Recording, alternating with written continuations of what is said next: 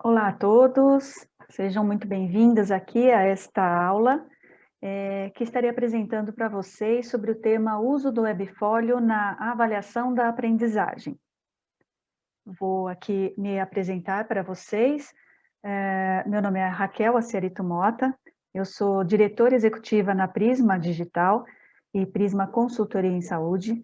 Sou especialista em educação à distância, tenho MBA em gestão universitária, com ênfase em avaliação institucional. Trabalhei muitos anos na área da saúde, portanto, sou especialista em administração hospitalar e em UTI. Dou ainda aula para este segmento. Coordenei durante muitos anos o Núcleo de Educação à Distância do Centro Universitário São Camilo. Atualmente, além de professora universitária, sou consultora em processos de melhoria contínua e transformação digital na educação. Faço gestão de EAD e inserção de tecnologias no ensino em grandes universidades e corporações. Espero que um pouquinho dessa minha experiência possa trazer para vocês algo de produtivo, porque esse tema Webfolio é algo que não é novo, mas que muitos professores deixam de usar por não saberem por onde começar. E o que muda? O que continua e o que deverá ser aprimorado no nosso dia a dia quando a gente fala de tecnologia e olhando na avaliação? A avaliação do aluno ela tem que ser mais ágil. A gente tem que dar mais feedback para esse aluno. A gente tem que mostrar para ele o caminho que ele não está conseguindo enxergar ou um entendimento que ele não está conseguindo ter, qual é o caminho que ele tem que percorrer. Isso tem que ser rápido. A gente não pode mais ficar na morosidade, naquelas aulas intermináveis, naquela coisa chata, que o aluno só falta, né, dormir em sala de aula. Não dá mais para ser assim. O aluno tem que ser participativo, ele tem que participar da aula, ele tem que fazer algo. E nesse sentido, o maior controle de cada processo de aprendizagem é nós entendemos que nós precisamos analisar cada indivíduo como único. Eu não posso colocar todo mundo no mesmo balaio e achar que eles vão ser avaliados todos do mesmo jeito, da mesma forma, cada um tem um ritmo, cada um tem uma forma de aprender, um mesmo cenário para todos é diverso quando eu vou fazer uma avaliação. Então, analisar de forma individual e coletiva, sim, para a gente ver no todo como que está se inserindo aquele indivíduo, qual é o perfil e ritmo de aprendizagem de cada um, isso é extremamente necessário, até porque a gente precisa entender, né, que há diversidade nisso, personalização do ensino, então às vezes um precisa de ir no ritmo diferente do outro, uns precisam de mais insumos, né, de ensino do que outros, e isso reflete o ensino adaptativo. Eu vou fazer um ensino de acordo com a necessidade daquele aluno. Para isso, eu preciso avaliá-lo, eu preciso entender o que ele conhece. E esses scores de desenvolvimento são criados e são adaptados pelo professor, mediante o perfil da turma. Analisar as competências frente às metas alcançadas. Se o aluno atingiu a meta, o aluno teve a aquisição daquela competência, como eu vou medir isso e mensurar?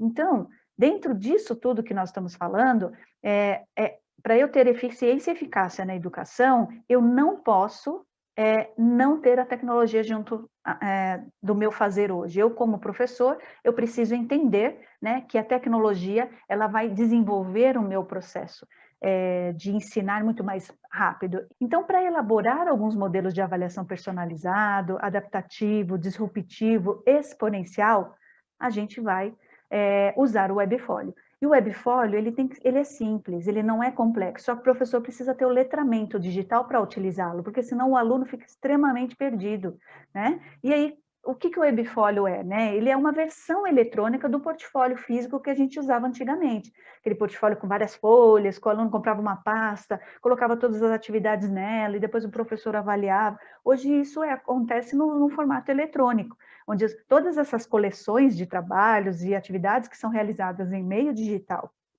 ele é colocado dentro de um recurso, né, tecnológico, dentro de o que a gente chama até formato de blog.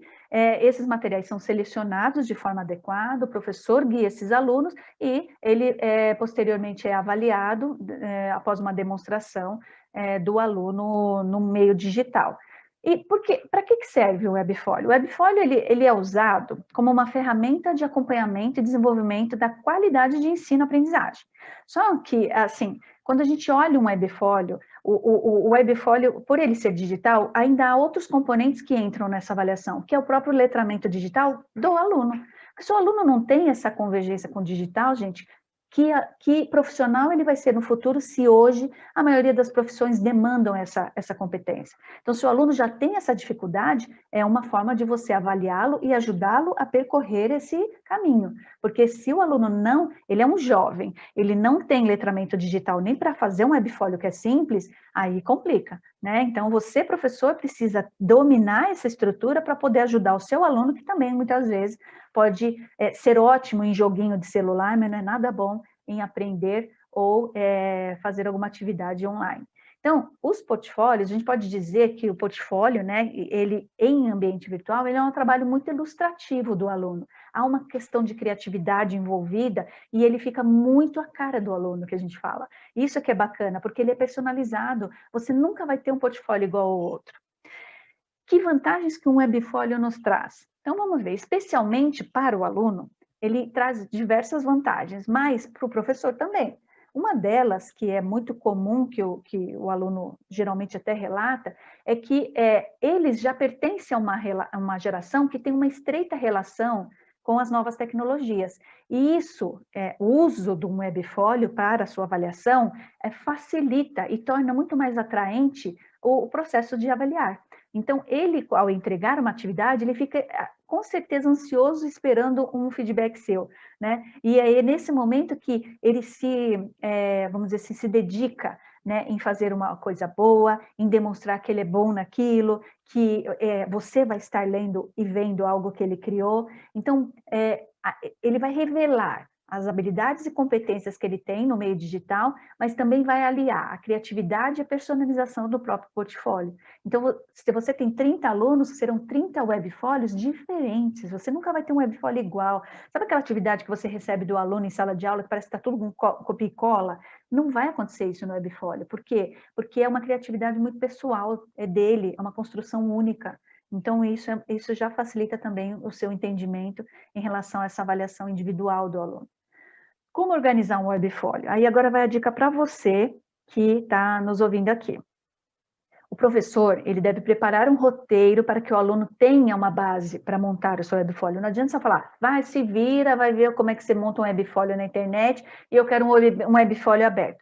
Não é assim. O professor que optar por usar o webfólio na avaliação, ele vai precisar dar o caminho das pedras, sim. Porque mesmo como você, que às vezes nunca usou um webfólio, vai precisar percorrer esse caminho, a ideia é que o aluno já tenha isso pronto num passo a passo, como prosseguir, aonde entrar. Então, hoje, a gente cria webfólios em estrutura de blogs, como o Blogspot, o Webnode, o WordPress, o Wix, que são plataformas que você pode abrir conforme layouts que eu vou mostrar já para vocês, layouts como se fosse um site, né? Um blog, e aí o aluno vai alimentando esse blog, e esse blog ele dá o nome que ele quer, então ele cria um domínio, uma URL, tudo isso de forma gratuita. Veja, eu não preciso pagar nenhum site, nenhum domínio para ter esse recurso.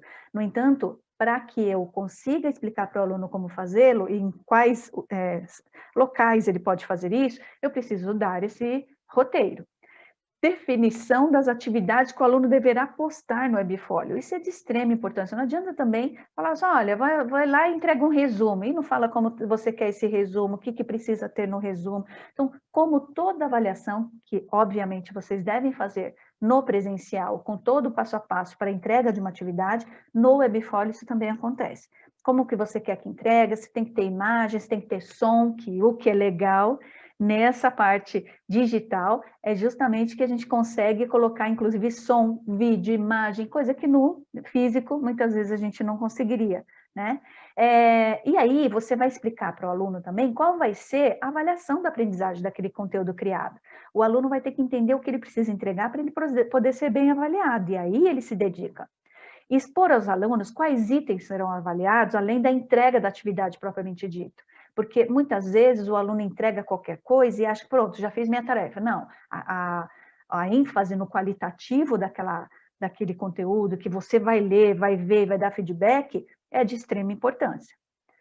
Pontos positivos levantados por alguns alunos. Já tiveram várias pesquisas nesse sentido e eu trouxe um compilado de algumas que é de extrema importância você conhecer sobre os pontos positivos do webfólio na visão do aluno. Eles falam que tem um aprofundamento dos temas sobre avaliação, que há uma oportunidade de construir e reconstruir o webfólio, ou seja, se eu errei, eu posso ir lá mudar. Então, determinado prazos que você dá, ele pode reconstruir aquilo.